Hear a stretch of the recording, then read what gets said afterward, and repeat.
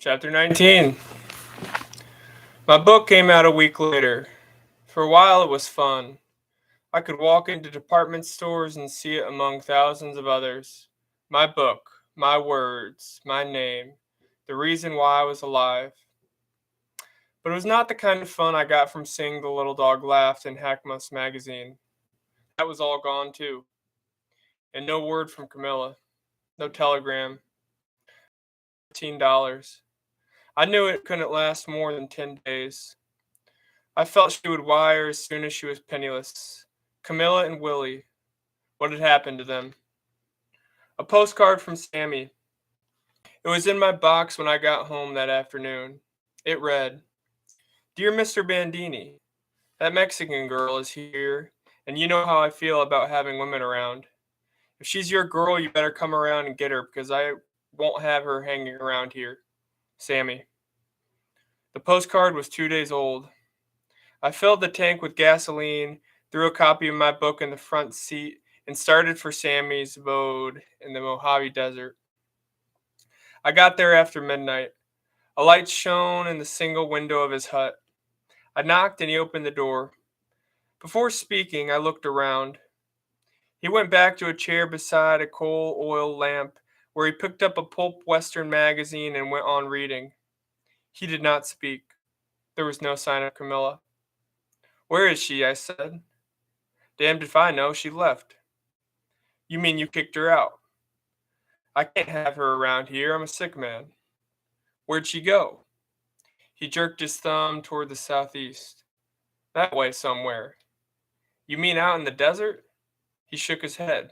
With the pup, he said, a little dog. Cute as hell. When did she leave? Sunday night, he said. Sunday, I said. Jesus Christ, man. That was 3 days ago. Did she have anything to eat with her? Anything to drink? Milk, he said. She had a bottle of milk for the dog. I went outside beyond the clearing of his hut and looked toward the southwest. It was very cold and the moon was high. The stars in lush clusters across the blue dome of the sky. West and south and east spread a desolation of brush, somber Joshua trees, and stumpy hills. I hurried back to the hut. Come out and show me which way she went, I said. He put down his magazine and pointed to the southeast. That way, he said. I tore the magazine out of his hand, grabbed him by the neck, and pushed him outside into the night. He was thin and light, and he stumbled about before balancing himself. Show me, I said. We went to the edge of the clearing, and he grumbled that he was sick, and that I had no right to push him around. He stood there, straightening his shirt, tugging at his belt. Show me where she was when you last saw her, I said. He pointed. She was just going over that ridge. I left him standing there and walked out a quarter of a mile to the top of the ridge. It was so cold I pulled my coat around my throat. Under my feet the earth was churning of coarse dark sand and little stones, the basin of some prehistoric sea. Beyond the ridge were other ridges like it, hundreds of them, stretching infinitely away. The sandy earth revealed no footstep, no sign that it had ever been trod. I walked on, struggling through the miserable soil that gave slightly and then covered itself with crumbs of gray sand. After what seemed 2 miles, I sat on a round white stone and rested. I was perspiring, and yet it was bitterly cold. The moon was dipping toward the north. It must have been there after 3. I'd been walking steadily, but slowly in a rambling fashion. Still the ridges and mounds continued, stretching away without end, with only cactus and sage and ugly plants. I didn't know marking it from the dark horizon. I remembered road maps of the district. There were no roads, no towns, no human life between here and the other side of the desert. Nothing but wasteland for almost 100 miles. I got up and walked on. I was numb with cold, and yet the sweat poured from me. The graying east brightened, metamorphosed to pink, then red, and then the giant ball of fire rose out of the blackened hills. Across the desolation lay a supreme indifference.